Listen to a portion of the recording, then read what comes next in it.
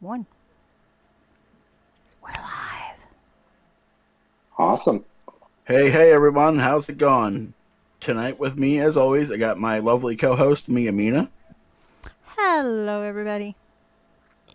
How And, are you all? yeah, how are you guys doing? And our guest today is a returning guest. We got JM Nelson back in the house.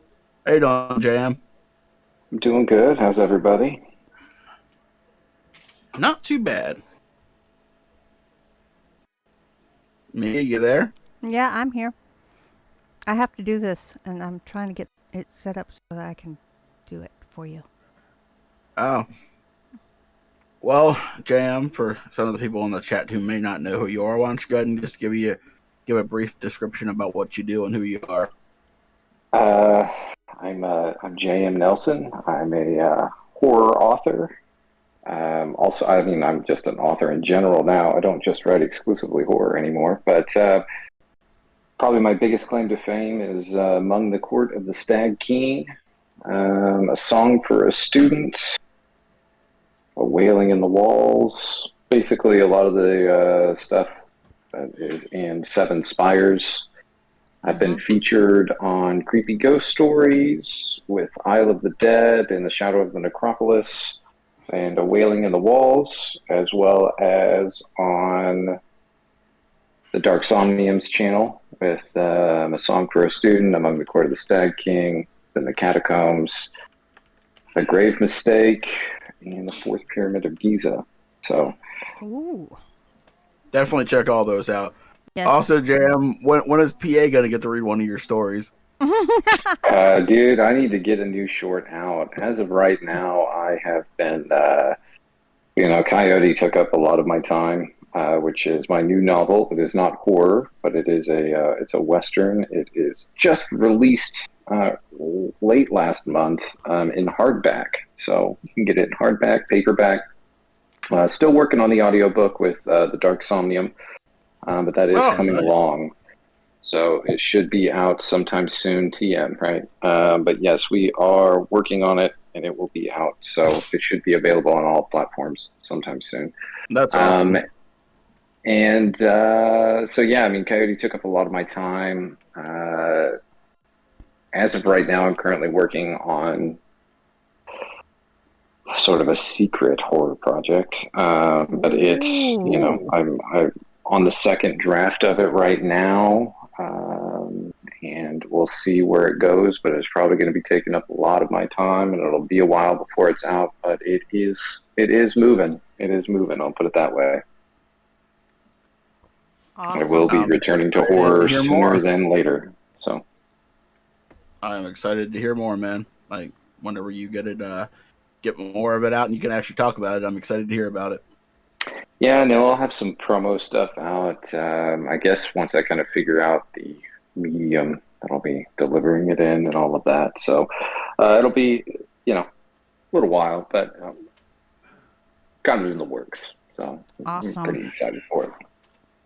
Yeah, you did a lot of stuff with Ronnie, man. I remember that's where we actually met was in like Ronnie's live streams and stuff. Yeah, no, yeah. Yeah, Ronnie and Creepy, Brett, those are the two that I've worked with the most. Just both super down-to-earth guys. Easy to work with. I think they have a good vision for, I guess, the way that I write and the pacing and diction and all of that stuff. And they're excellent to work with. So. Oh, definitely. I need to have Brett read more of my stuff. I actually sent one of my videos over to Ronnie of one of my stories that I think that he would absolutely just nail perfectly, and I think Mia would agree. The story that I was sending over Mia was Passing the Mantle. Oh yeah, definitely. Ronnie would kill that story. It would be perfect. So that, and I actually have another one of Brett's stories coming up on the channel, not this Monday, but next Monday. So I love working with Creepy Ghost Stories. Whether it's my stories going on his channel or now his stories going on my channel. Yeah, he's excellent, man. He's excellent. So I gotta say, man, the fact that you're bringing this book out in hardback is amazing because I despise paperback books. I It's I it's funny because I break hate them them. too. So I break them so fucking hard. I have yeah, I'm no not a paperback fan myself. I have no problem with paperbacks. I mean, I read Gone with the Wind on paperback. Um, and if you've ever seen Gone with the Wind printed in a 5 by 6 print, Oof, it's a very oof. thick book. But I didn't break the back, not once.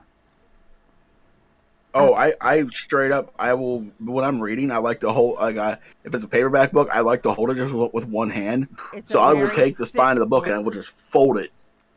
but I didn't break the back, not once. Yeah, it's Oh, I straight up that's what's nice about paperback in a way is they're easy for travel and they're nice to have around. But there's something about a hardback, right? Like hardback, it's Yeah, meant to be read in your home, or I mean, I guess you could take it with you. It's a little more durable, but some of these nice hardbacks, you don't really want to mess with. I got a nice hardback of Moby Dick coming in here pretty soon. That's my wife ordered it for me for Christmas. She was like, "Hey, I got this for you. It's not coming in until after Christmas, but just so you know, it's coming. I got you a nice hardback." So that's very nice. But that's awesome. yeah, it's something to have on the shelf and mm-hmm. read, and it's uh, yeah. There's always One of something my about a nice hardback.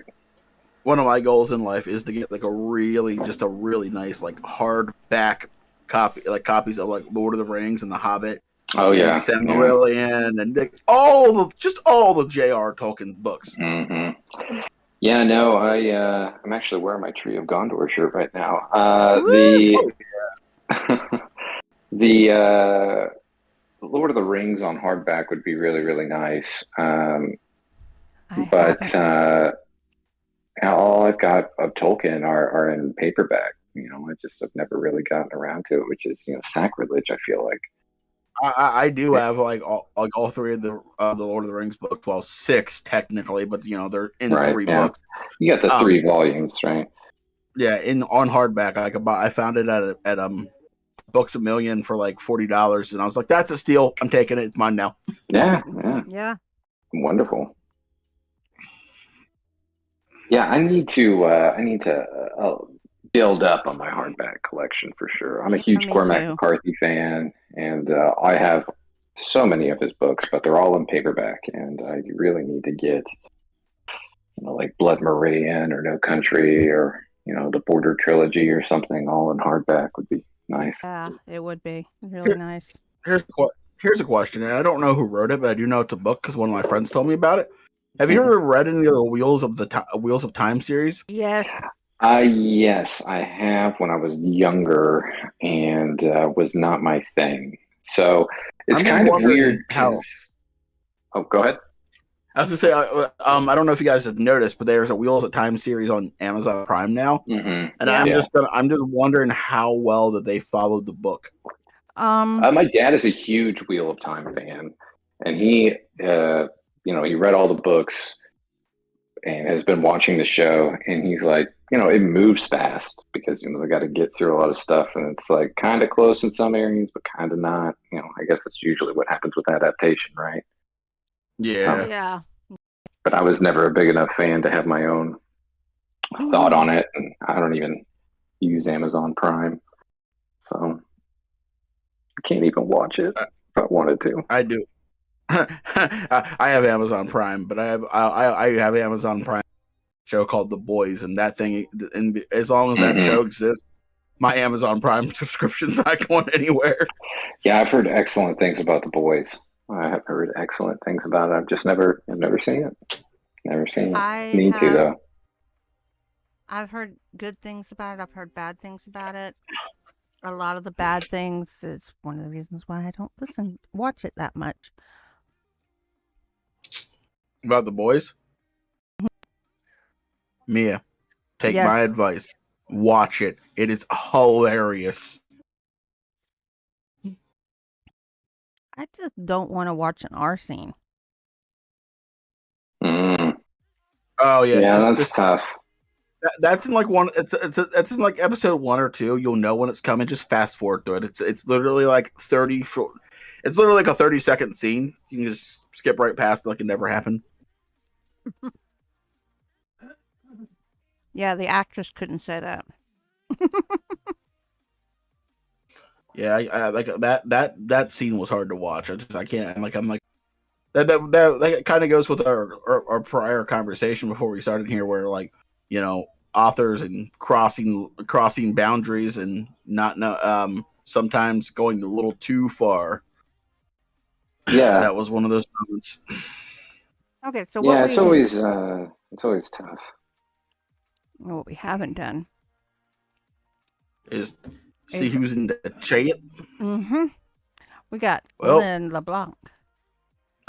We got my boy Nate just rolled on in. Yep, I saw that. There's Lizzie, otherwise known as Moonlight Falls. So hey Lizzie, hey Lynn, how you guys doing? We got King Sonic, the Blue Hedgehog. Sorry, I had to read that. It's all in capital letters. and although we don't know who you are, thank you for joining us and welcome to the stream. And we have good. And we have Filia's Christine Baker. And we got the one and only Furberries. We also have, well, she's probably not here anymore, but Creepy Clown Girl. Yep, CCG paid us a visit. If you're still here, CC, hey, how you doing? We also have... Oh, hold on. Nate literally just said, my dad's name is Jim Nelson, so the title gave me a mini heart attack. Oh, no. JM, are you the father of Nathan? No, I do not have kids that I am aware of. So. Nightmare's Edge. Nightmare's Edge is here. How are you doing, Edge? I'm not sure if he's here anymore. He hasn't said anything since, hey, guys. But I hope everybody's having a good night. Most of you all were there, so for the birthday stream, so thank you guys for coming. That was a lot of fun last night. You actually you missed it last night. We about halfway through the stream, Jelly Bean and Ray asked if they could come on. I probably just so they could stay awake and not fall asleep because it was like 3 o'clock in the morning their time by the time we finished. But we had Jelly Bean and Ray on. It was a blast. We broke Ray several times. Really? Interesting. Yeah, I made Ray snort. It was awesome. Oh, I missed it. Since I missed it, happy birthday to you. Happy birthday to you.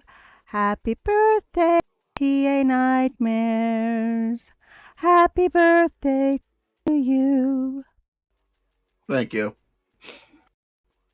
Yay! Clap! Yay!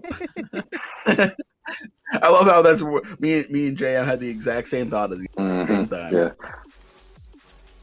So, other than your secret horror project that you're working on that you can't talk much about, got anything else happening in the works? Mainly just the Coyote release. I been working on some screenwriting things and trying to make my way in the world through that avenue. I'm here to promote the hardback for Coyote, but and my novel. But I like writing novels, but I think my heart is in screenwriting. So it's always torn. I think I just like writing in general, but I do love. There's something about screenwriting I absolutely adore. I think the visual medium of it all. So I had to dabbling in that. I had to convert a story into a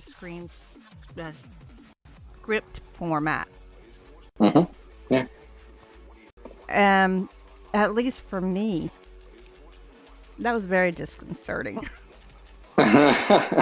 It's a trip at first, you know. It's a trip. I remember when I was learning how to write screenplays. You know, I was adamant that I was going to be like a short story and a novelist, and when I was younger, and then I took a class on screenwriting, kind of on the whim. I was introduced to it in like creative writing, like intro to creative writing and stuff like that. But when you know, I was like, well, I need an elective, so I'll just take screenwriting and see how it goes. And I fell in love. Oh my god, I love it. It's once you get the formatting down and kind of study it, it becomes I had nothing to follow. enjoyable. Yeah, that's what I I'm had going. no one to help me. And I'm sitting here going, I don't know how this is going to work. Yeah, it's modern day. Now we have modern day. We got YouTube. We can, modern day. Now any like, and I'm just saying modern, saying like, unless like 5 to 10 years, we have freaking YouTube that like literally there's tutorial videos on everything. Honey, this was the script thing I wrote was last year.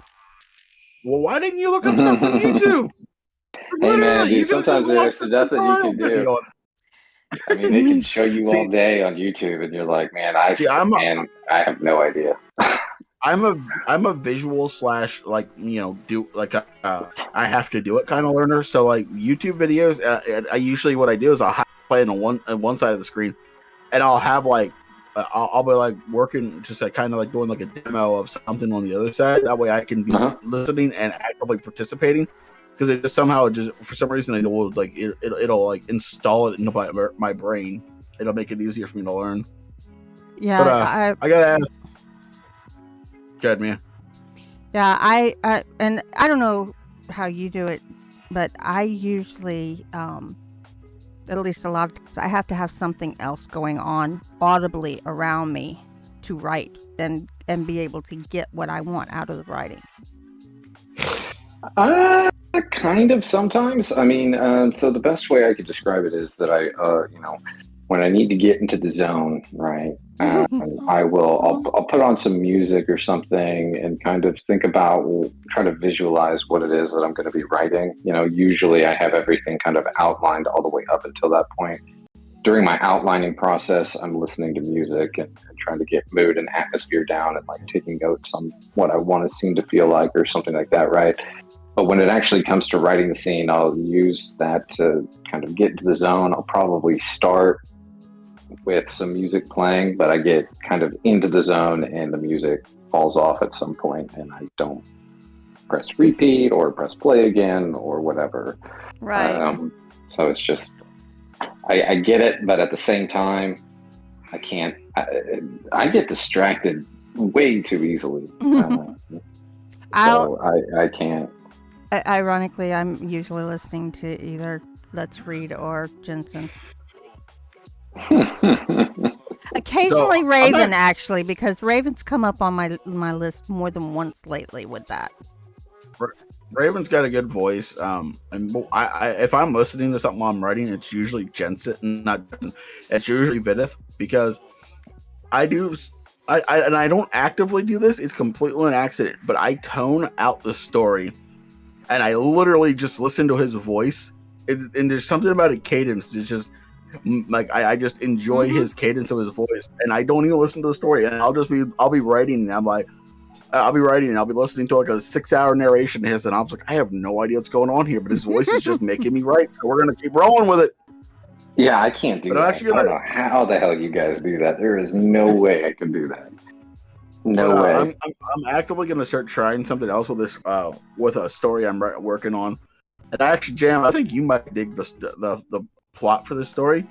It's a play on the doppelganger lore, but whenever the one guy was born, it's like the positive and the negative energies in like that would have like been in his life were split. So they're essentially like twins, but one's like positive and negative. And so the doppelganger, the negative one, is actively seeking out like the main character who's like had nothing bad ever happen in his life, And a lot of people die. Shit hits the fan, but it's the doppelganger never actually kills someone directly. It's all accidental. Like it's just collateral damage. And at the end of the story, the guy the doppelganger gets to this kid who's been running because he knows what a doppelganger is. He knows it's supposed to be evil, want to kill him, take his life. And the guy's like, I don't want to kill you. I want to merge and be one. I'm tired of living this life of nothing but pain, sorrow, and hatred. You've gotten the silver spoon treatment. I've gotten the exact opposite. For once, I want to live a life where I'm not hated by everyone, and then they fuse together. So like the doppelganger is not evil per se. He's just like had a real shit life. Yeah, no, I mean, I've always been a big fan of having characters or the villains when they're take that back. When they are people villains, right? I mean, I'm a huge fan of obviously like cryptid cosmic type. Horror and cosmic horror, cryptic type. Those they gotta be a little bit more mysterious. But when you're dealing with an actual antagonist that's a human, I've always been a huge fan of making them have some redeeming quality about them, right? And there's some people that just don't believe that, right? That they want their antagonist to just be a downright bastard, and that's fine. Everybody likes a good evil person. A good example is I was watching Green Mile with my wife a couple weeks ago, and Percy. If you guys have ever seen the movie, Percy is the prison guard that just wants to see people die before he gets the transfer out, and he's just absolutely insufferable the whole movie. He has no redeeming qualities, and it's like, I wish he had a little bit more redeeming qualities, but it works for what it is, and it's still a very, very enjoyable movie, very hated character, and sometimes it's just good to have those characters that you absolutely hate, right? So, yeah, you need them sometimes. But for me, I like to have the human element to it for sure. And then at the same time, when you're trying to write a character that is sympathetic, but also evil, it's kind of hard to do. It is, yeah. It always gets really tough. It also depends on I think what the evil act is. You know what I mean? It's not easy to make a murderer redeemable, right? Or something along those lines, right? It's always very difficult depending on the acts that you want to show or have to give those human elements to something like that, and whether or not you as a writer should do that, right? Because then you kind of are walking on the lines of whether or not you're promoting something like that, right? So it's very tough to do, but I tend not to deal with, I think, elements that are, we've talked about crossing lines and stuff like that. I try to keep, I have murder and the usual classic kind of gothic themes, right? Some grave robbing, stuff like that, and my horror. But I wouldn't say anything too over the top to where, my narrators who tend to be the villain are not irredeemable in a way. All right. Yeah. But we were also talking about, how do you push that line without pushing it too far for the reader, where they're sufficiently horrified. Right, yeah, and I think that's just something that as a writer you kind of have to gauge yourself, because you're looking at a line that doesn't technically exist, right? The line is drawn by each individual person, and you got to make sure that you just either you're aiming for the minority or you're aiming for the majority, and you got to kind of try to figure out where that line hits, right? So and whatever you're comfortable with, because if you're not comfortable with it when you're putting it on the page, and you're just trying to breeze through a scene because it doesn't make you happy, then you're kind of doing a disservice, and you probably should stop and think about why you're uncomfortable with that and what other people feel uncomfortable with that, or do you want them to be uncomfortable with that? But how is it written if you can't even get through it, right? So just kind of depends, really. I mean, Yeah. there's no right or wrong answer, and that's kind of usually just how it goes with writing, which is always so frustrating, right? Well, you worry about, dang, my alarm's going off again. Well, there's that one story that I wrote, Mina, called Reversion, where I had the dog eat a baby, and I referred to the baby as a doggy treat, and the crib is a doggy bowl. But I was like, all right, I've already. That's as far as I'm going to go. I'm not going to describe this graphic scene because I don't want to make anybody squeamish. I try to keep my readers in mind because, be real with you, JM, there's nothing that I could write that would make myself uncomfortable. Yeah, no, that's fair. So I gotta actively keep in mind that like what I'm writing, where it doesn't bother me, damn well bothers someone else. Well, it's also too that if you imply something, it can just have as much of an effect as than showing it, right? Because then you're leaving it up to other people, and those people that have a line that is further, they'll take it there in their head, and those that have a shorter line will put it somewhere where it's comfortable, right? Right. Or so. I think one of the best stories about that is in Scarface, the movie Scarface, right? The famous chainsaw scene in Scarface. People after that premiered, people were saying how gory and graphic it was with the chainsaw scene because they cut a guy's arm off. But if you watch the film, they never show it, and it's just you hear the sound and then it's just blood on the face, but people remember vividly seeing it happen, and it never happened. And it's just the implication of what is taking place, and it freaked people out. It's crazy. Oh, Jesus, that is crazy. The same thing when people talk about the original Halloween being so bloody and gory. Yeah. There was, I think John Carpenter, he's kind of got this weird, I think, it's a word I'm looking for, reputation kind of around Halloween, obviously, the creation of the slasher film, all this other stuff, whether or not that's debatable, right? But it's usually considered. But still, people are like, oh, it's so bloody, or oh my God, it's so scary, and blah, blah, blah. But now, and it's like 1974, 1976, Halloween is, a passive movie that I have in the background during Halloween time. You know what I mean? Like, I know it. I know every line. I know every scene. I know all the jump scare parts, and it's like, it's nothing now. And same with The Thing, right? When The Thing came out, people said that it was gory for gory's sake, but I mean, you watch it now and it is absolutely beautiful. but how scary some of that stuff is. It's incredible. Go back and you watch the original Halloween, and there really wasn't that much blood in it.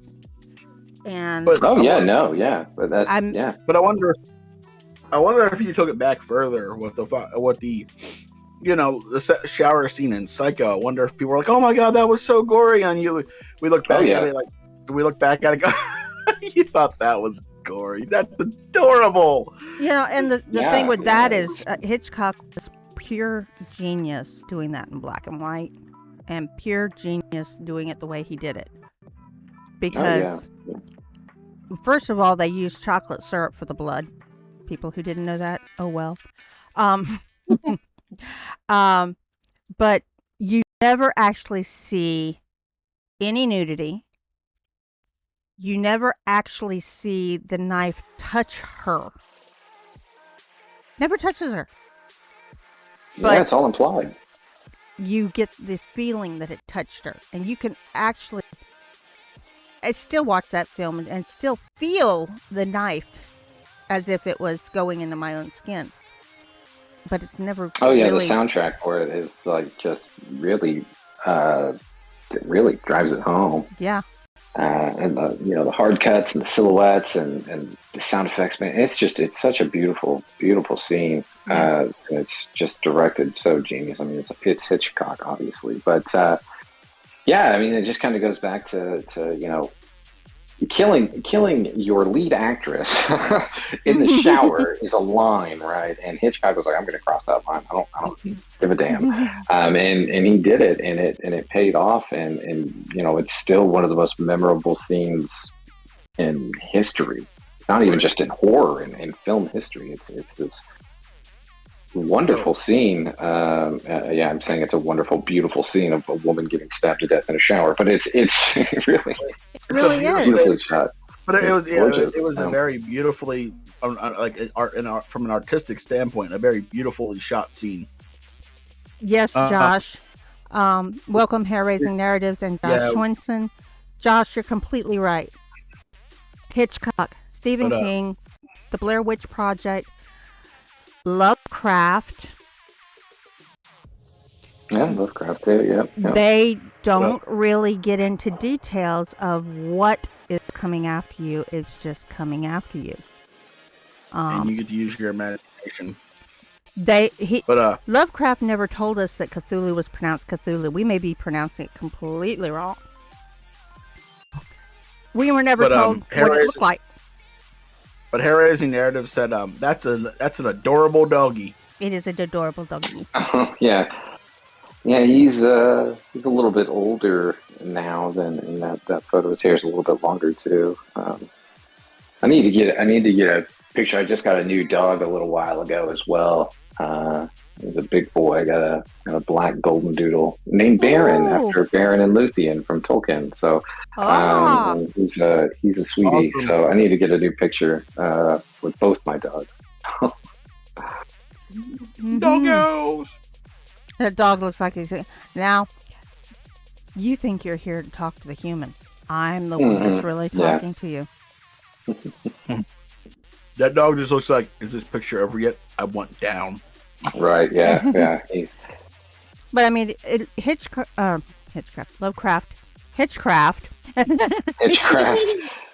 Lovecraft gave us hints and ideas of parts of his creatures that were coming after you, but never actually defined the full body of them. Right, yeah. I think that when it comes to Lovecraft, I mean, I'm always been a big fan of Lovecraft and cosmic horror. Obviously, freaking right, cosmic horror, right? So the less is better, right? Just just hints, things like that. It's always just way creepier that way. Not knowing where things align and at the same time, you've got to be careful that your hints are enough. Yeah, that they're enough, but they're not too much. That's right. The game you got to play, right? That's just how it goes. That's right. Exactly. Yeah,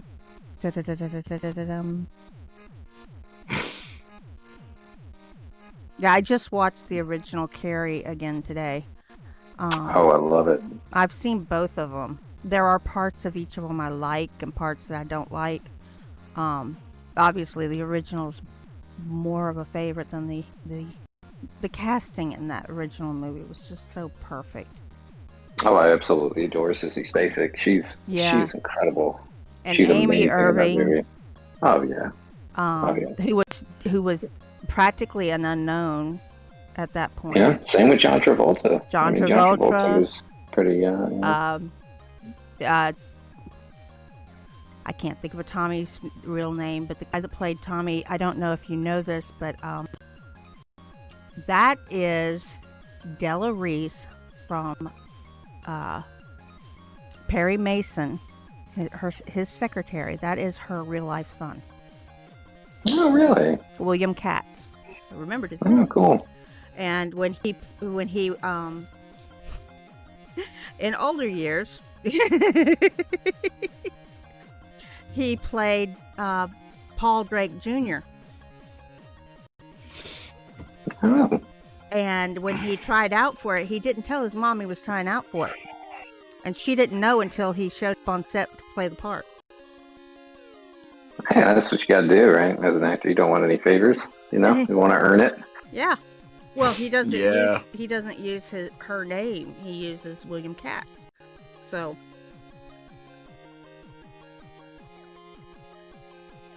there you go. It's a nice little fun fact. Mm-hmm.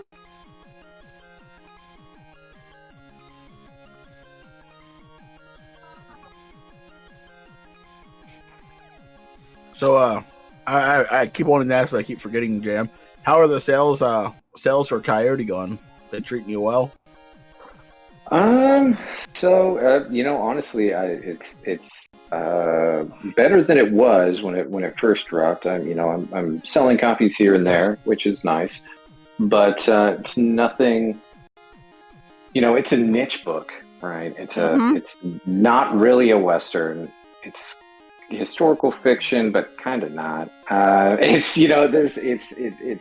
kind of its own thing. I kind of went into it without really any genre or concepts of I guess chains to keep it in place in mind. So it's got a lot of different elements, you know, in it, and it's kind of a niche. I think a niche thing that when people see it, they're like, that might not be for me. Or, you know what I mean? It's not like horror, right? Like, I'll give it a shot. If it's spooky, right? But it's a pure drama, right? So that's already a hard sell. And then you add in the historical aspect, that's an even harder sell. Add in the Western aspect, that's an even harder sell. And then add in this sort of commentary that's in it, I think is even further along. So, because I think a lot of the things that I'm examining and talking about in the book would kind of go against the grain of sort of the traditional American Western, and so makes it even more niche, right? So, yeah, it's not terrible, but it's what I expected it would be. So that's, I'm fine with that. I knew that what I was doing with Coyote is different, and that's what I wanted to do with it. I wasn't really doing it with the concept of sales in mind, so I'm fine with that. But yeah, man, I just don't think hopefully my next horror book will beat Seven Spires, man. But Seven Spires is still just cranking along. It blows my mind sometimes. But yeah, that's great to hear. Like, I don't own a copy yet, and I said yet because I'm planning on buying it. Same here.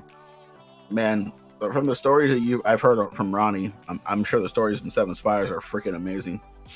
So Seven Spires actually has has a lot of those that are out there on YouTube and things like that. There's a few exclusives that you can't find anywhere else. I think there's 3 exclusives in Seven Spires. It's been quite a while since I've released it, but it's got 3 exclusives and it's 16 stories in total. So it's got everything in there, all revolving around my sort of cosmic horror universe, sort of based off Carcosa and Ambrose Bierce, and a little bit of Lovecraft in there and some other fun stuff. I'm kind of doing my own little spin on it.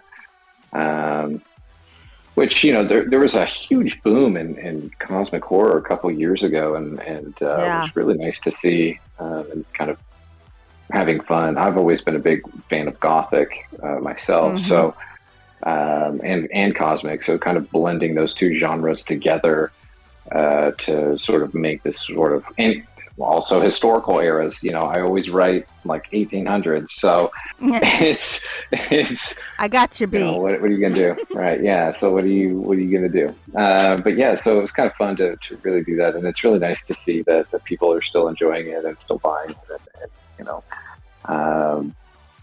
Yeah. So, and I knew, when you're kind of known as a horror author and you kind of break away and do a drama, a pure period piece drama, then which I don't even like calling Coyote a period piece because you think of like Pride and Prejudice or something, but the but when you do a period piece drama, it's a harder sell, and it's fun. But I think that I honestly think it's some of the best writing I've ever done, and I think that it has some of the best characters I've ever done, and I think the meaning and the heart of it is probably the best writing I've ever put on the page in Coyote. And yeah, no, I mean, I'm super super proud of that book, regardless of how it does. I suppose. I mean, I've got it entered into a couple of different awards, so hopefully I'll know. Sweet. By like April or May, and if I don't get anything or even a nod or whatever, I don't really care. I'm super proud of that book, and yeah, and it's been hard to get back into writing once I finished it too, because I spent like 2-3 years working on it, and I'm still working on like the audiobook and stuff like that with Dark Somnium. So it's just it's been a part of my life for so long, since like 2018, that it was really hard to kind of get back into it, to start working on this sort of new project that I'm working on, to return to horror. And it's been a wild ride, and it's kind of it's hard to peel yourself away from it, but I love those characters. I love the story. I love everything about it. So I hope you do too. That way. So if you guys have anybody in your family that likes history, that likes westerns, why don't you buy Coyote as a gift for them? I'm sure they'll love it. I know somebody in my family that might like it. He likes a lot of alternative history too. Which brings me, because you said something. Mm-hmm. You talked about things that you were examining in your writing. Mm-hmm. And this came up in my head this past week. Is often when you're reading something like a direct drama or Pride and the Prejudice or something like that. Sure. Right. Yeah. Period piece. Yeah. Those social issues are just blatantly in your face. Mm-hmm. When you're talking about horror or sci-fi or fantasy or one of these other genres that aren't based in some sort of reality that we could actually put ourselves in, they're not as obvious to us. All right. Yeah. And I think in a way they're harder to discuss that way, but at the same time they're easier. Do you find that too? Yeah, I do. And I kind of, you mentioning that it's a little more hidden in horror and stuff like that. I agree with that. Every horror story, I always try to say something, whether it be about fear or the unknown or whatever. I'm always trying to say something, right? One of the big things that I, in my classes and stuff, and I'm sure you probably all heard me say this before, is that most people know what they want to write, but they don't know what they want to say. And I went into writing horror kind of with that concept in mind, always wanting to say something about people, isolation, society, whatever. And, I was able to really kind of hide that in horror, and not a lot of people would pick up on it, and I was totally fine with that. But I honestly think that it was probably the best thing for me to write that and then go into Coyote, because in Coyote, I'm examining a lot of issues that I think exist in society today, right? I mean, obviously it's about buffalo hunters and during the buffalo genocide during the 1870s. And so we're really looking at, humanity's relationship with nature and how we constantly destroy it for our own self-gain. Mm-hmm. But it's also a story about masculinity and what it means to be a man, and toxic masculinity, and where a man fits within society and within group dynamics, and how essentially that can change a person where, if you have very dominant personalities with very, like, this is how things are, how that can change a person. And I really, really went into it with a lot of these common issues that I think about or have lived or experienced, right? And have thoughts and feelings about them, and then tried to express them through my characters. And I think that it's extremely relevant, even though the book takes place in 1874 up to 1875. There's,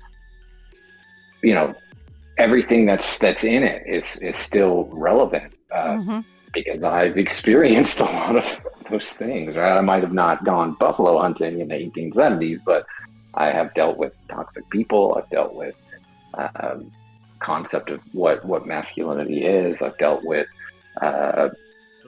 hunting coyotes. I've dealt with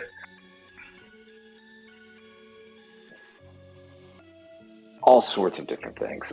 So it's I don't want to give any spoilers right now. I almost did there for a minute, but I've dealt. Yeah. So I heard you censoring yourself. I had to stop there. I was like, I want to talk about that, but I can't. I've dealt with a lot of that, and even simple stuff like the concept of friendship and what when two men are friends, what is socially acceptable, what isn't, what's weird, what isn't, and just kind of examining that. And if your friend is on the social as a social outcast, right? Like they aren't, right. They might not be accepted by the collective group. What does that do to you, and how does that affect your relationship with somebody? And I don't know. It's tough. It's tough out there. So, and that applies to everybody. That's not just for men. Obviously, the book, it does examine toxic masculinity, but I think it just examines toxic effing people in general, right? Because I think that there's a lot of people can see people that they know within the characters that I have written, which was sort of the purpose of that. But I really think that it's just as important as it ever was. And we need to be having these conversations, because if we don't have these conversations, we don't go anywhere. And it's this perpetual loop within society, right? Right. We decimated the buffalo population. We finally start getting it back nowadays. And it's, the world is around us is dying on a regular basis, right? Chopping down forests and doing all sorts of stuff that, in excess, right? So it's pretty tough. Right. Examining hard issues. So, and I see that and whether they meant for it to be there or not, I see that in a lot of horror productions, not just writing, but the movies and the television shows. I see it in I'm a sci-fi freak, so I also see it there. Oh yeah, huge in sci-fi, huge. Oh yeah, and the thing is that sci-fi and horror are so linked. It's okay. So I saw this movie called Sharktopus. Sharktopus, okay. And basically what it was is the scientists have spliced together a shark and an octopus. It has the front end of a shark and the back end of an octopus. Okay. As impractical and improbable and impossible right. as that is, there was a message there. How far are man scientists going to go to get something that will be the better bomb, be the better gun, be the better whatever? Nazi Germany. Exactly. And that's what they were saying. The girl in it, she said, he's not built to be war. He's not built to attack people. He's built to be passive and collect this and do this. And she didn't know was behind her back, her dad coded in attacks and hostility and all other stuff because the military wanted a war machine. So he was going to give it to him. Yeah. And I think that's something that pops up in sci-fi, all the time is which, and you also see it in horror too. I mean, obviously Frankenstein, like straight up science fiction horror, right? But the human desire for more and the cost of that, right? Right. It's an interesting conversation for sure, and it's always really kind of fun to see the way that people examine that in writing, right? So whether it's Sharktopus or Frankenstein or whatever, right? I mean, there's always because there's some truth to it. I mean, there's always truth to it, and that's the huge conversation that needs to be had, right? Right. So it's I mean, even schlock horror films and stuff. It's just it's a huge part of who we are as humans, right? I think that's just the human condition, really, is stopping and examining ourselves and what it is why do we do the things that we do, and is there a way to stop it, or if it is negative, why did we do that? Is it going to happen again? And if it's not negative, how do we push others towards this behavior? Hold on, just real quick. My jelly beans in the chat. Hi, Jelly Bean. Hi, Idiotic Synergy, and thought I saw somebody else. Did you say hi to HR? Yes, I said hi to HR. No, she's not Mrs. Jelly. She's Jelly Bean. She's Mrs. Bean. Hi, Jelly Bean. Oh my goodness. It's fine. It's fine though. She might be married, JM, but I also own her husband. That's this is an interesting development. He said he got property of PA Nightmares tattooed on the back of his neck. JM, we may need to have that discussion somewhere other than here. Nah, Jelly Bean and Ray are just really good friends. I've gotten a non-expiring invitation just to go live at their house. But it's something. They call it exploitation movies, the early horror movies, and a lot of them were like Blackula and sorority girls killed by whatever it was for that. But yeah, it hit on those topics that we don't want to really talk about. For sure, yeah, and I mean, like just you mentioned exploitation films, like black exploitation films were really examining sort of social issues that people weren't looking at, and African Americans could relate to, and other people that could come in and see it could understand the perspective, right? Right. And so, I mean, that's I think the beauty of not just film, I think that's just the beauty of writing in general, is that humans, we have a shared experience, right? We all Earth. Eventually, people probably living on Mars or the moon or whatever, but we all live on Earth, and we all deal with similar things. But there's some things that I'll never experience, and that writers can express to me that, and it's like, wow, that's a crazy thing Y'all were to look through, and this is society that we're living in, and it really opens your mind, and I think honestly, that's why reading is so important. It makes better people. Yeah, it is. Y'all were talking about Amazon Prime. I believe it's on Prime. There's a show called Them, and it's about a black family that move into a traditionally white area during the integration. And oh wow. It's an interesting watch. It made me cry. It made me hurt. Because I never, first of all, I never experienced that growing up. People were people to me. I couldn't tell you other than my first grade teacher, I couldn't tell you how many black people I knew, or how many Hispanic people I knew, or anything like that. And the only reason that I know my first grade teacher is her name was Mrs. White, and she was black.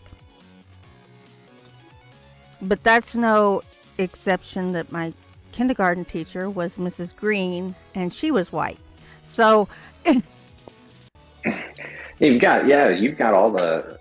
I'm wondering if like you had like Mr. Orange in there too, or something like that somewhere, right? I mean, that's pretty crazy. But no, I mean that's the thing with writing is that and reading and exploring and really trying to get outside of your comfort zone and looking at things that you wouldn't, because it really does just expand your knowledge of humanity, right? And what it is that we experience as people. So, because everybody has a different story, even though we all share the same experience, which is what I find fascinating. Right. So I have a fun little story.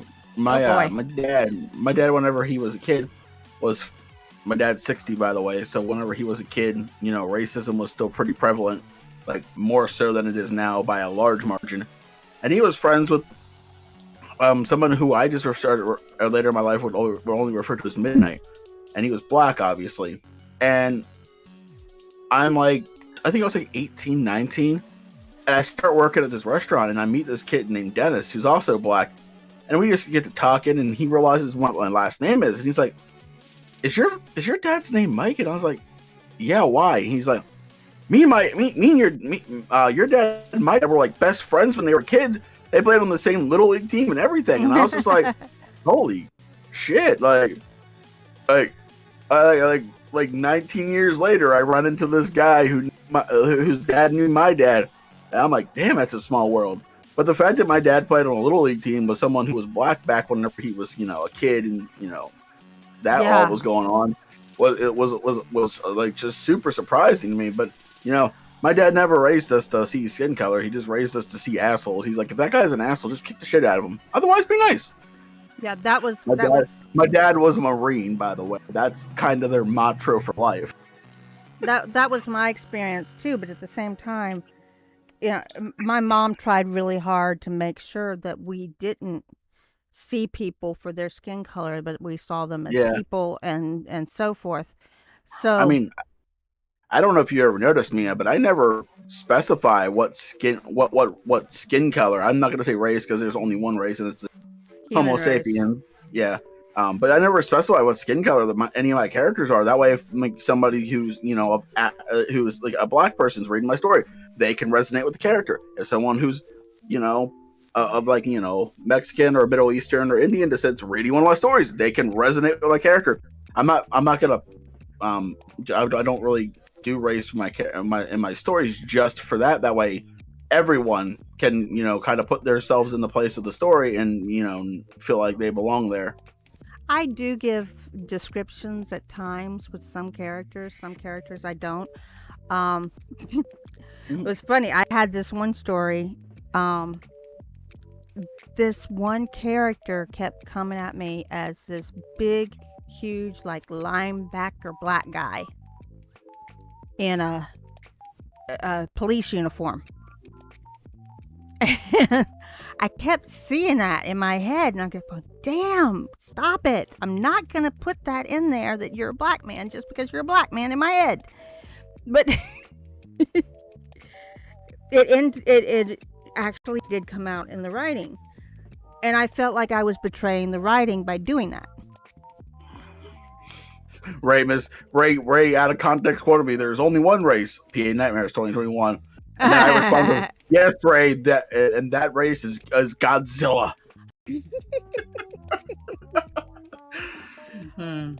But there's also people make, I've heard this about Stephen King so many times it's not funny. People make the comment that Stephen King's writing is out of touch because he lives in Maine and he writes about Maine white people. I think there is some truth to that, right? I mean, Stephen King is, writing what he knows, but Stephen King has always introduced people of color to a degree in his work. Now, like, it's in it's in The Green Mile, obviously, Mm-hmm. right? A lot of people are like, oh, it's in Shawshank. Well, it's not in the short story of Shawshank. It's in the movie of Shawshank, which, Morgan Freeman plays Red, and he's red because he was Irish with red hair in the short story, right? Um, so I think that there's some truth to that. Usually, his POV characters are white people, but he does have African American characters or Yeah. people of color in there, and I do think that he always tries to say something with them. Um, so yeah, I mean, I think I do. Yeah, like I said, I think that there's some truth to it, but he's I writing what he knows, right? Yeah, he's writing what he knows, and I go back. I go into that, and I'm thinking of things like the criticism of Lovecraft for being a man of his time. The well, you'll never see Song of the South on any shelf anywhere ever again Well, I because mean, Lovecraft, even for his time, was pretty bad. but He was pretty bad. I'm looking at his environment. I mean, if you look at the way he was raised, who he was raised by, and True, sure. non um, his non-exposure to the outside world. Yeah, I mean, he had a fear of anything unfamiliar, which is always what comes out in his Mm-hmm. writing. But he's even, for a man of that time, he was pretty bad, pretty bad. And he always, it's this sort of interesting moment in the Call of Cthulhu where I can't remember the main character's name, but he has that dream and he sees the people down in some place in the south, and they're worshiping a totem. And, he's got like there's a Native American there, there's a woman there, there's black people there, there's just Southern white people there, and it's literally every person or any type of person that he essentially didn't like is there because he saw them as like kind of this foreign thing that he feared. Mm-hmm. And I mean, even yeah, I mean, he was pretty damn bad. And you know, I think a lot of people kind of need to take that into consideration. I mean, he also believed that people from the South were essentially like a different breed, and that they were Mm-hmm. lesser than someone from the northern United States, right? So Right. class as well. Like he hated poor people. He just really was a bizarre person. But because of that strangeness, I think he was able to write such unique horror. But I do think people need to be aware of how much of a scathing racist he was. He was insane. I mean, the I can't Innsmouth, right? The Mm-hmm. Shadow over Innsmouth is just he was afraid of mixing races. Yeah. I mean, he was a Yeah. scathing anti-Semite too, but he married a Jewish woman, Yeah. which is absolutely bizarre. Which he never they didn't even live together. He lived somewhere else. They hardly ever saw each other. And he still was adamant about anti-Semitism, but he was still very much like, oh, she's okay though, but all the other, Yeah. Yeah. it's like he was delusional and insane.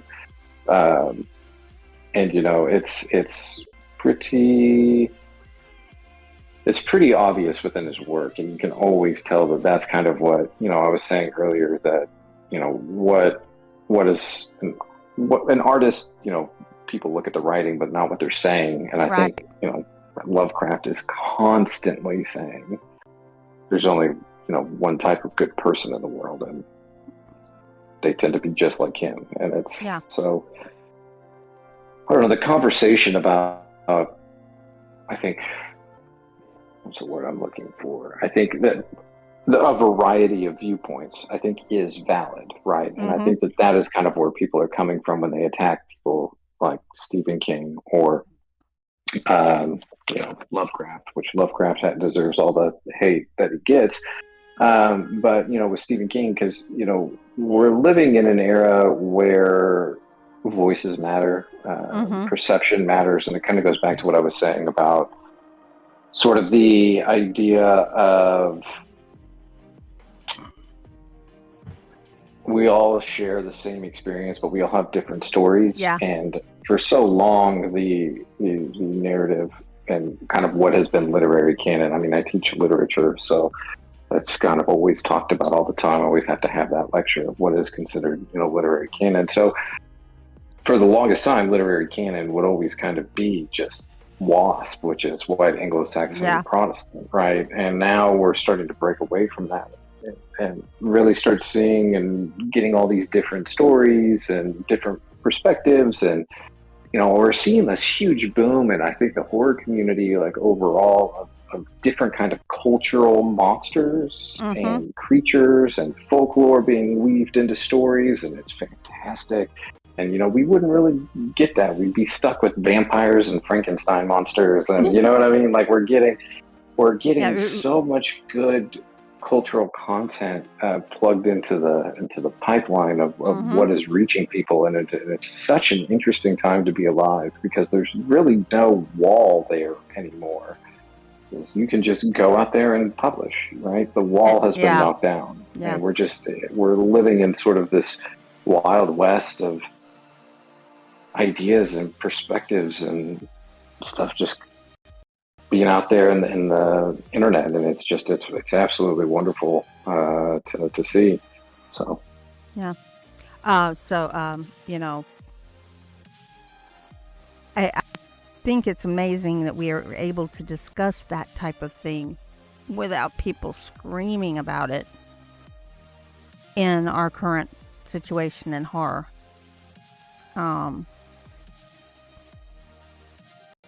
When Roddenberry put a black woman on TV and had her kiss a white man, that was that was over the place. Huge. That's I think that's something that a lot of people don't really take into consideration with writing or whether it be for television or film or a book or a short story, is that really we progress as a society through the media that we consume, essentially, right?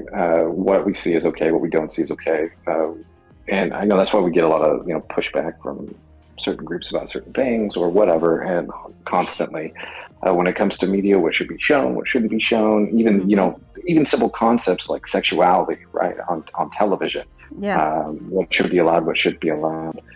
Game of Thrones threw that in the trash, right? They didn't really care. There's so many different things that I think that that society collectively, puts walls up around and tries to dictate what works, what doesn't work, what's okay, what's not okay. And, writing really just kind of says, man, screw that. I don't really care. And you can really do all sorts of stuff and really bring a lot of attention to a lot of problems and a lot of conversations that aren't being had, or even throwing your hand into the ring about a conversation that's kind of always been around, right? So, because time passes, things change, people have individual stories, and we're sharing those stories, whether or not we ran into an elder god out in the middle of the woods, right? Somebody may not have experienced that, but the fear of that, or the lesson learned, or the baggage that comes with that, speaks to all of us and really kind of brings in a different perspective. So yeah, I mean, kind of rambling there, but yeah. No, you're fine. Hopefully that all made sense. Oh yeah. You're good, dude. You made sense to me.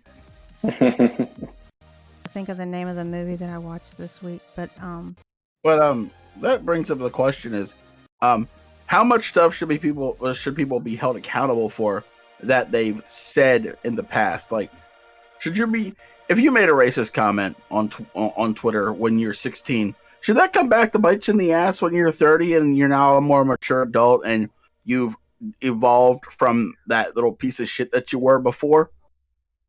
Or should things like that be left alone? Like if you made one bad comment on Twitter and you're like, almost 15 years ago, and since then you've not, you've obviously matured. You've not, you've not made it. You've deleted it. You even apologized for it.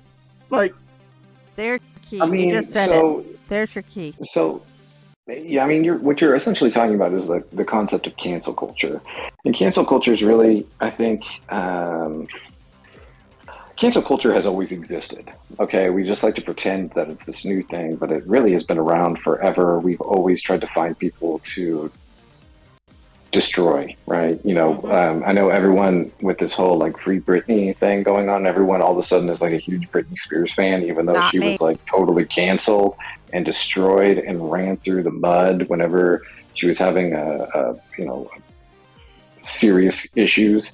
And people just wanted to destroy her, right? And cancel culture has always existed, even before the internet. People were savages, really, when it comes to that. And I think that the concept of cancel culture is not really going to go away, and the internet has always kind of enhanced it. And whether or not someone should or should not be canceled, I think is always a case by case, right? But even then, there's always two sides to every story. Everyone knows the Kevin Hart story, where he, said some homophobic things and then came out and apologized. He was making jokes that didn't land, and he apologized and stepped away from the Oscars. And I think people kind of step back for a second. Then next week, they're onto the next target. And so, hell, I could be canceled just even saying this right now. So who knows? But I think that ownership of things said is always important, but expressing change over time, and there's some people that have said and terrible things and owned up to it and not been canceled. So the machine will always turn and turn. That is cancel culture, and I think that honestly, a lot of people kind of. We were talking about lines and crossing lines and things like that, and there's some people that don't really care, but I think that the fear of being canceled is a very, very serious fear that I think people feel, and because the internet is a spooky place sometimes, right? So I think that it can kind of have serious effects on what people want to discuss, because they're afraid. So okay, so I found it. I don't know if you've seen the movie from 2013 called No One Lives. Basically it's basically a movie about a gang who kidnaps a seasoned killer and his girlfriend and his captive. And it's a very interesting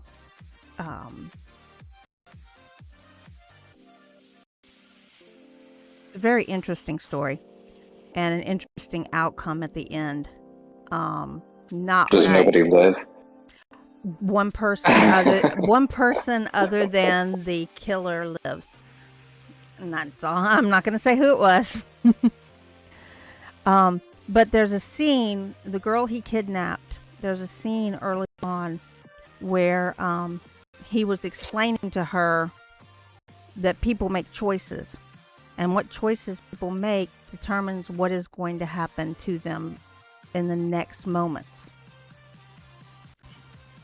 And he said, if you want to save your life, I'm the only one that knows you're here. I'm the only one that knows where here is. And I'm the only one that can get you out of here. So if you want to save yourself, you have to make sure that I am still around. And then he slits the throat. Now he does it in a way that she can Oh, Jesus. she can save him if she chooses to go that way. And she did. She saved him. And he says, now, you made a choice. You chose to save me. She says, I didn't have a choice. If you die, I have no way of getting out of here. She's, I have, nobody knows where I am. Nobody will find me. Nothing. I'm never going to find a way to get free if you die. And he says, but you didn't check and see if I had a key on me. Oh, Jesus. And she says, I wasn't thinking about that. And he says, no, you weren't. You made a choice. And there's some line about the key, and then he says, no, there was no key. Because the door's not locked. She never checked that either.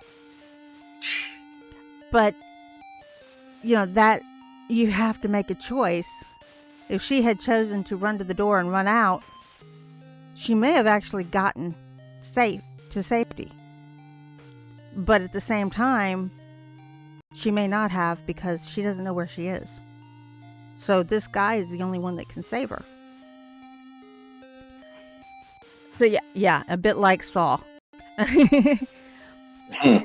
There is. I mean, I think that mentioning Saw, just kind of going off of, I think, like collective horror ideas or experiences, and I think that the first Saw film, with the concept of the choice, right? Mm-hmm. Whether you're going to cut out your own eye to get the key, or you're going to die. Cut off your Seven own leg. kind of did the same thing. You know what I mean? Yeah. It's this sort of inward reflection that I think that horror actually has, that makes you kind of stop and think, if you were in that situation, what would you do, or whatever. And I think that that's, kind of goes back to what we were originally talking about with the shared experience of humans, right? Yeah. We all live different things, whether or not, we all do have different stories to tell, but we all share the same experience for the most part.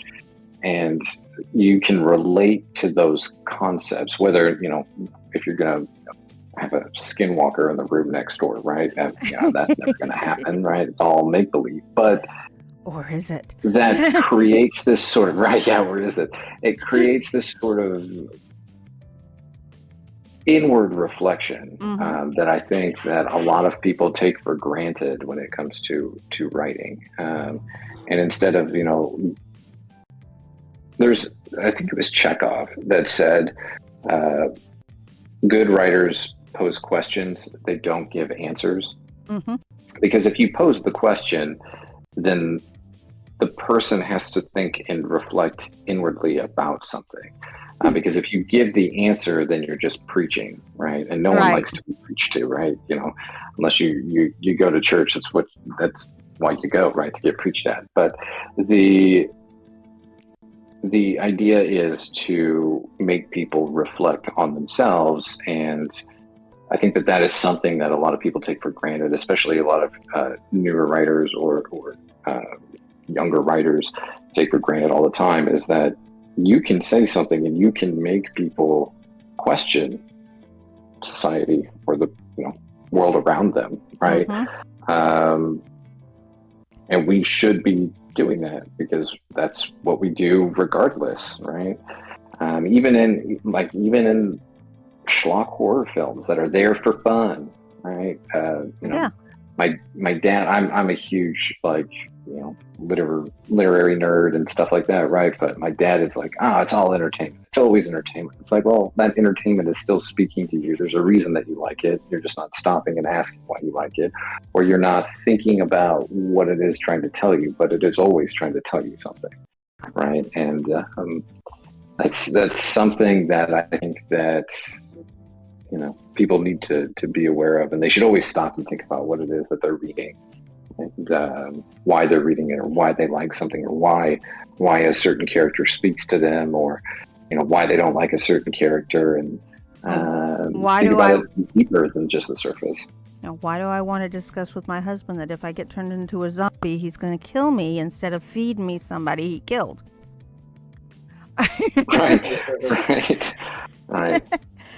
Right. Yeah. I mean, because it's this sort of interesting thing that, regardless of genre, I know we were talking about science fiction earlier as well as horror, and the period piece and all of that.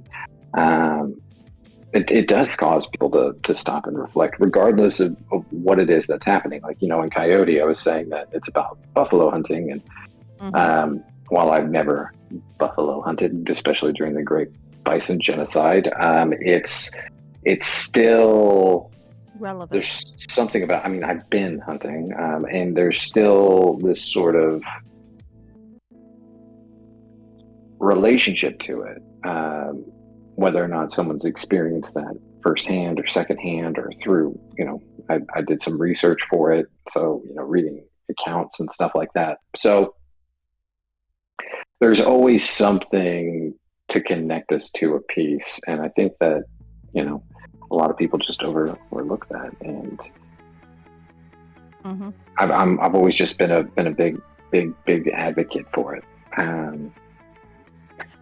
And even, I hear all the time too, let me just say, a lot of time too, because some people are probably like, hey, this guy is full of shit.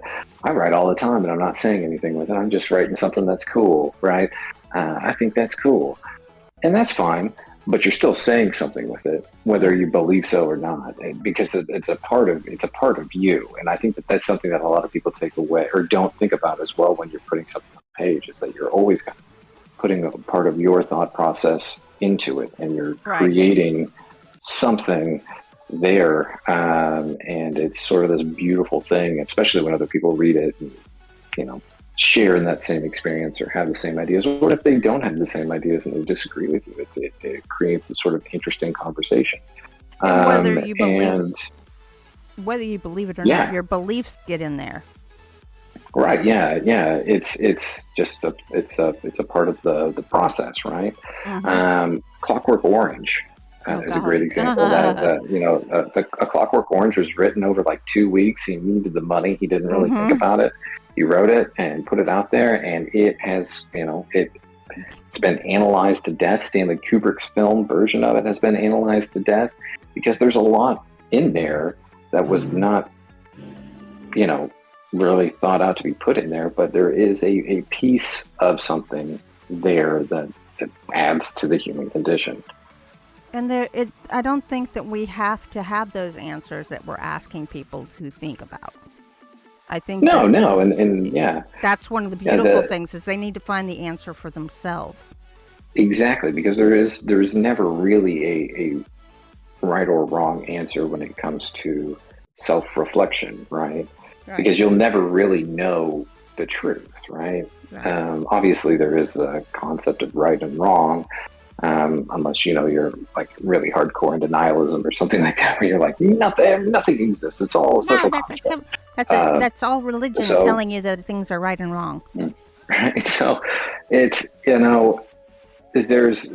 there's a lot of ways that you can examine it, and everyone's always going to have a different perspective, just based on, I guess, the philosophy that they live their life by. And it's just, I don't know, it's extremely fascinating to do, which, eliminates the concept of right or wrong. You could go out and read A Clockwork Orange and walk away with something heavier or something different than what was heavily put into the book or something like that, right? It's just kind of part of it. And that's what I always really liked about, like, discussing literature or books or whatever it is, film, and having deep conversations about it and what they're trying to say. Midnight Mass, that was just out on Netflix, I think it still is, that came out in October, really kind of trying to analyze a lot of what religion is, what addiction is, where does a person fit back into society. It kind of poses all of these really interesting questions, and some answers are there, but not really. It's just sort of this. Here's a bunch of questions. Think about it, and I think that's why Midnight Mass was so popular, and why a lot of people really enjoyed it, because it brought a lot of serious questions. Same with Squid Game. I'm just kind of going through the Netflix catalog right now, but Squid Game was huge because brought up a lot of different questions, and it's a entire conversation about social economics and how people fit into society and how we treat other people of different classes, and kind of brings in all these different questions, but it never really gives us a straight answer about it. Sticking with Korean made productions, Parasite did the same thing, and that's why it was so big and so popular, why so many people really liked it, is because it brought in all these different questions about the society that we live in. I mean, even though it's Korea, we live in the United States. Well, some people listening might not be in the United States, but brings up all these. You can see it within our society. We can see it everywhere, and it's about that self-reflection, which is beautiful. There was a Korean movie named The Flu that came out. Oh, I guess it was early 2020. I'm not sure about what year it was, but I saw it when we were going into the restrictions, and watching that, and I immediately drew parallels to what is still going on in the world, and seeing where you can see where this person is reacting to it in the wrong way, and this group is reacting to it in the right way, and this group doesn't really care. And it's looking at all of them and how they're all doing. I wanted to kill the American, okay? I really wanted to kill the American. Ray, hardcore denialism is epic. People keep telling me it's detrimental to me, but I don't think that they know what they're talking about. That's pretty good. That's good. I like that. It's pretty good. But it's like we're going to find those parallels whether we look for them or not. That one just jumped out at me, probably because I've been a single mother, and I know what went through my mind if I had to go through that with my kids before I remarried. For sure. And I think that's like, just on like the topic of women and mothers and things like that, I think that's why, and I think, literature and stuff for the past maybe 40 years, maybe even less than that, you're seeing more women writers from the past start getting, like Jane Austen and stuff, right? Pride and Prejudice, getting more and more attention. And that didn't really get, a lot of people think that, it was published in the 1800s, it must have been successful. It wasn't. Was really panned by critics. It really didn't get a lot of attention until like the 1970s. And even in the 80s, it really didn't become Austen didn't really become sort of canon. Same with Kate Chopin and other women writers, that their stories and stuff were just really kind of overlooked because it's nonsense. The way for a woman to get her writing out at that time was to act like she was a man by putting a male name on the book as the right author. like George Eliot and The Lifted Veil, right? Or the woman author. So there were some that did that, and there were some that didn't, obviously, like Kate Chopin, for example. But you could still read those today, like Kate Chopin, for example, and like The Storm or Acadian Ball, right? Like these short stories really are, they're about 1800s, late 1800s society in Louisiana, and very regional, but at the same time, women in society to this day, still dealing with a lot of the same issues. While they might not be exactly the same, they're still those elements, and that's kind of what's beautiful about history, and why I love history, is that these threads of things that have happened are still exist within our society to this day, and a lot of people don't really stop to think about it. So Yeah. There was and I think it's a Jason Hill story. Forgive me if I'm wrong, guys. It's the Wolf of Snow something. And there's a line in there that they've got a killer that's going around killing women only. Each kill he takes or she takes a part of the body with him. And everybody that's seen him thinks he's a werewolf. Well, he's not a werewolf. He's just a man, but I'm not going to give you the whole thing. But there's a line in there where the sheriff says, he keeps going after women and da-da-da-da-da and all these werewolf stories, because he's really trying to fight back against the werewolf stories.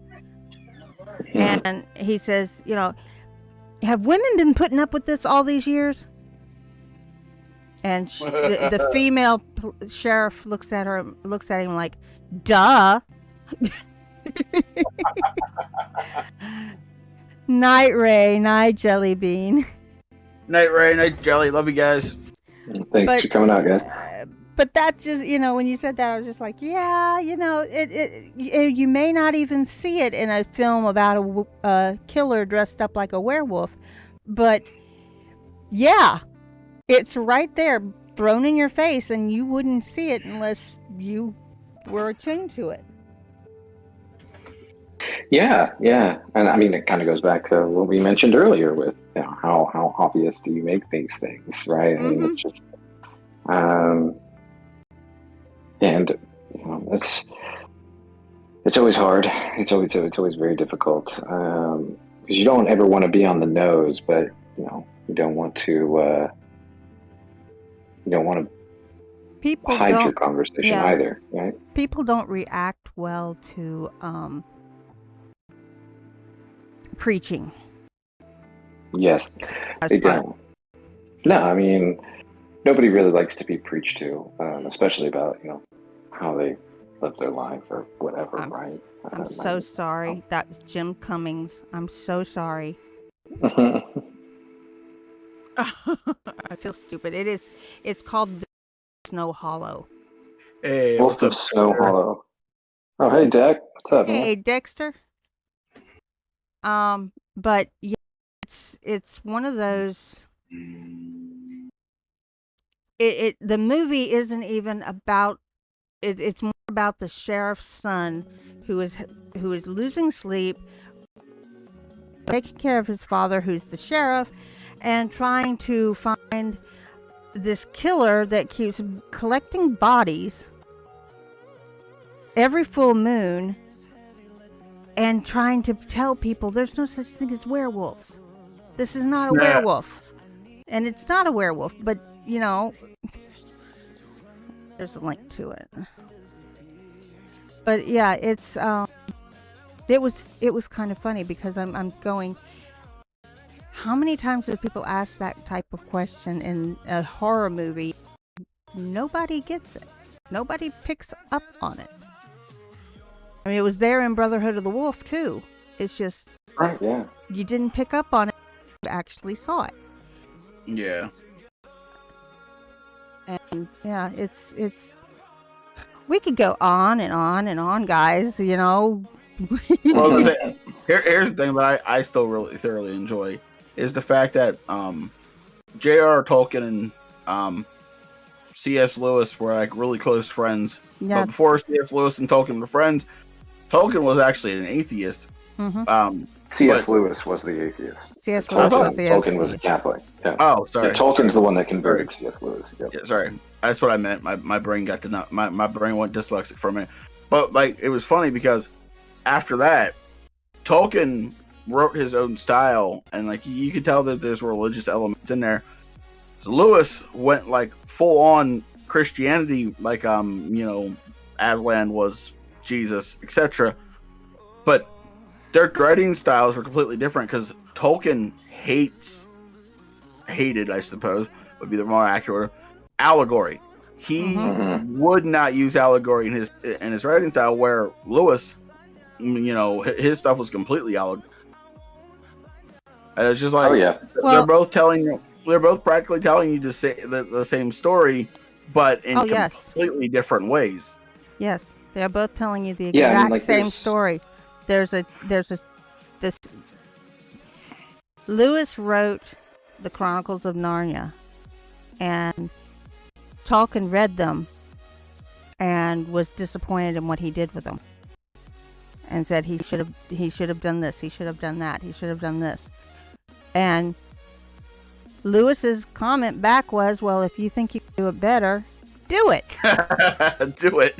And there, with Lord of the Rings, The Hobbit, it was all, Middle-earth was born.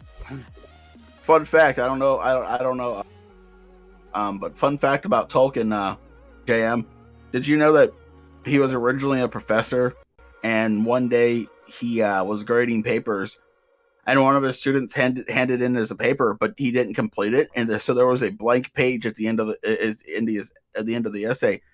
Tolkien was so over grading papers that he almost gave that kid an A because he didn't finish the assignment. But on that blank page of paper, he wrote the initial paragraph for the Hobbit. Yeah, I've heard that. I've actually read, Tolkien was, a genius, obviously, but he also did a lot of like translations of sort of old,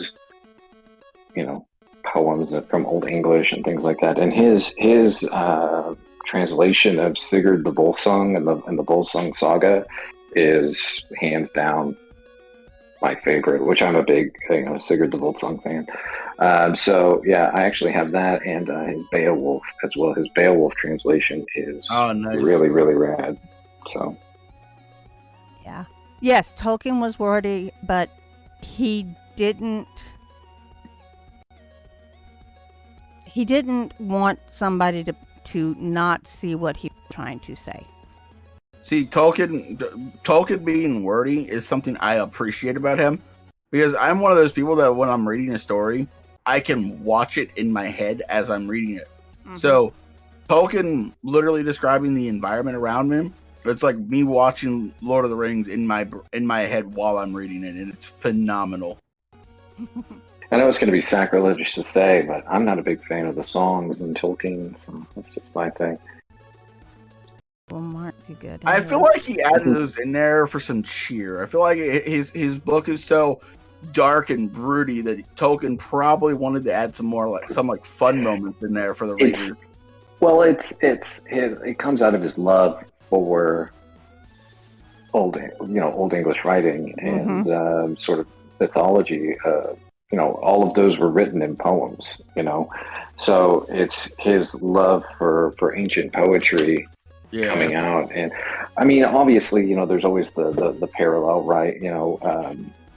Essentially, the horse and the rider poem from the Two Towers, which appears in the movie. It's said, it's said by Aragorn in the book, and then it's part of it is reiterated by Theoden in the film. Yeah. But that comes from The Wanderer, which is this beautiful, beautiful poem. Essentially about an Anglo-Saxon person that's old and they're dying, but they really don't have a place in sort of the modern, or not modern, but the evolving British society, and they are sort of just kind of lost to the wind. And Tolkien kind of took that, switched it, flipped it up a little bit, and it becomes a sort of beautiful allegory for the Rohirrim and how where do they fit within the society? Yeah. Where do they fit within the world? Because Gondor and the Númenóreans, they're laid with this beautiful line of kings and king's blood and ancient history, and the Rohirrim are just sleeping in stables with horses, right? And so they don't have this. They're seen as lesser. Right, which even Saruman says to Theoden that they're lesser men, and it's this where do they belong? And I think Theoden really kind of encapsulates that, because I love Theoden as well. Yeah, So that's another thing, man. Tolkien could write a character. That man knew what the hell he was doing when it came to characters and actually developing them. And that was that was one of my initial complaints about it. Was like, God, this guy just won't stop with introducing characters. But then as an adult, I go back and reread it. I'm like, God, this guy is a genius for introducing all these characters the way he did. Well, at the same time, he didn't have the, oh my gosh, I'm going to say it. He didn't have the need to kill them all. You know, some of my characters look. I wasn't actually to you. I was looking at Game of Thrones. Oh yeah, that guy. And George R. R. Martin, Yeah. George, I call him George all the time, even though I don't know him on a first name basis. He seems like he'd let me call him George. But George R. R. Martin does this beautiful, beautiful thing with Game of Thrones. I finally got around to reading all the books. I'm partially through House of the Dragon right now, but his characters, whether they live or die, they always, and that's something that the show really kind of missed out on. And I think that they ended up going for shock value a lot of the time, as opposed to what Martin really had in mind for each of the characters. But, when a character would die in Game of Thrones, the consequences of their actions is always what it came back to. And whether or not that person was noble, or they believed that they were noble, Martin is sort of playing with this idea that, the concept of nobility or the concept of honor and all of that is kind of bullshit, and that it doesn't really matter how honorable a person is. If you make mistakes, they will come back and bite you in the ass. Yep. Like the Red Wedding? Right, Oh yeah. my And I mean, gosh. you can really look at the Red Wedding and sort of trace back every single mistake. And it's even more complicated in the book, so I don't even really want to dive into it. The complications that come out of war and friendships and rival houses or alliances and trying to make people happy, and making too many alliances at one time. The part that got me about the Red Wedding was the fact that they even took out the wolves. That broke my heart. Oh, well, it had to happen, I know it had to happen. It has to happen. I know it has to happen, but it still wasn't going to not break my heart. Right, yeah. Yeah, I mean, Grey Wind was always my favorite of the wolves. I always thought Grey Wind was really, really cool. But see, I also think that's something out of it. Rob was always my favorite of the Starks. Oh, I hated him. Actually, I think I hate Catelyn the most. I hate Catelyn. I actually thought Rob, in the books, he was really well written. He was equal parts his father and mother's son, so he had that honor, but he was also willing to to pull some sneaky shit if he had to. I thought he was an overall well-rounded character. Yeah, and I think just kind of talking about Rob Stark, and I think good character design, and as much as I hate Catelyn, she is a wonderful, wonderful character, and her chapters, everybody hates Cersei as well, but Cersei's chapters in A Feast for Crows is always very, very interesting for me to read, because Martin is such a genius with every chapter in that POV.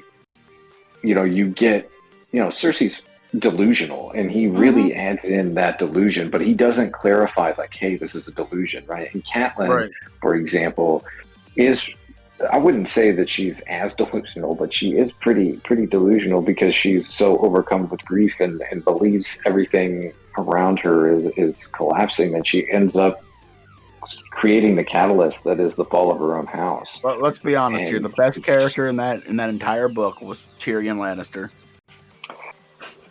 I'm a Tywin Lannister kind of guy. I'm a huge fan of Tywin, and I love the fact that we actually don't get his POV. But even though we don't get his POV, you understand his worldview. You understand the way he sees things. You understand why he doesn't like Tyrion, or maybe he does like Tyrion. It could just be tough love.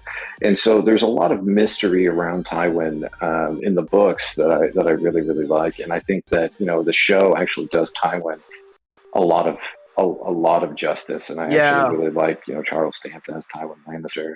And I think they also did Tyrion. I think they did Tyrion justice in the show as well. He was just as snarky and comical as he was in the book. But the thing was, this is the reason I like Tyrion so much. He was snarky. He was whimsical, and at the same time, every move he made was a calculated move. Everybody else was just reacting. He was playing chess.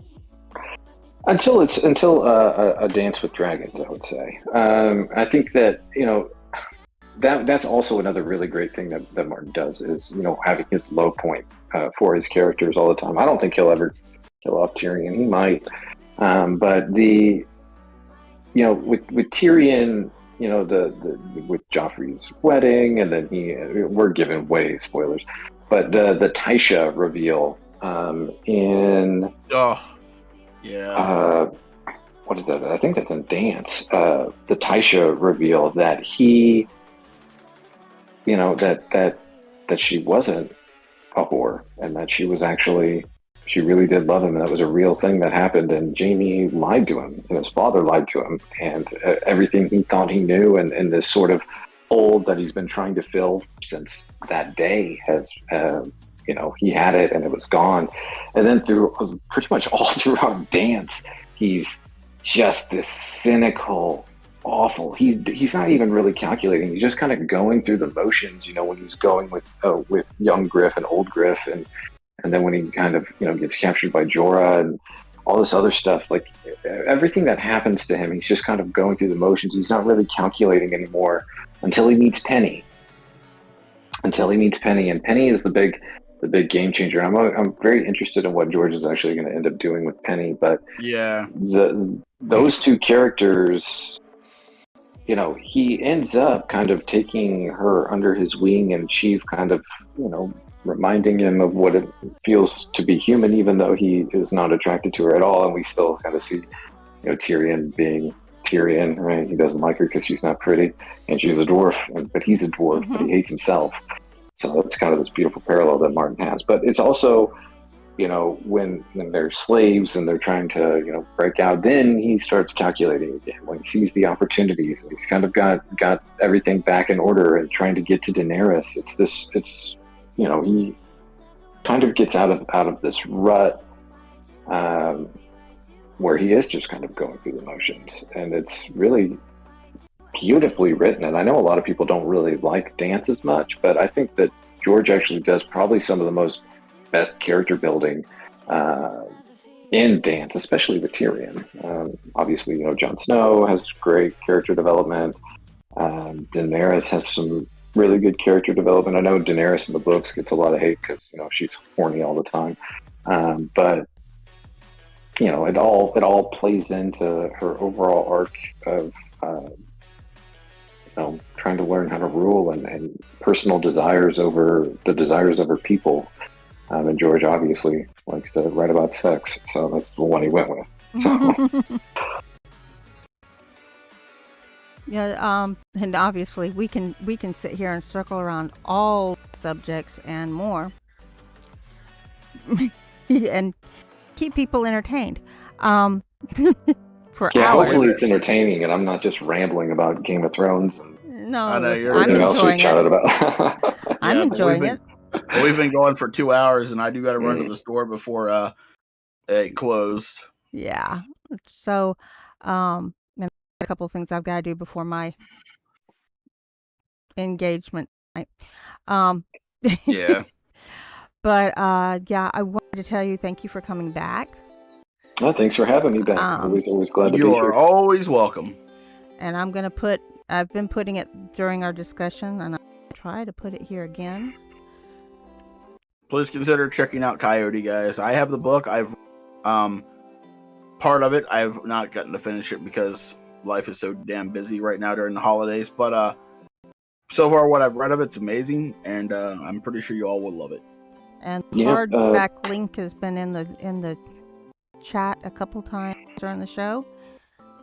Yep, please check it out. I am insanely proud of that piece. I hope you all enjoy it. Thanks for having me. It's always good to be here. Always love chatting with you guys. Thanks for coming. Really, it's been wonderful. Your turn, PA. I don't know if I'm doing the commercial tonight, so I'm just gonna say, if you guys want to do want to have a show on here, as always, you know the spiel. You can come and talk to me, Mia, Filia, Raven, 242, and the slew of others, Seraphine the Midnight Bard, Raven. Darren. I said Raven, but yeah, Raven. Darringer's been on here. So if you guys want to have a show on here, or you just want to upload videos that don't exactly fit to your channel, contact one of us, and we will be more than happy to set you up with a slot or add you to the account. That way you can upload to the account. Mm-hmm. And as usual, once you've joined the collective, you can leave Nevermore. Nevermore.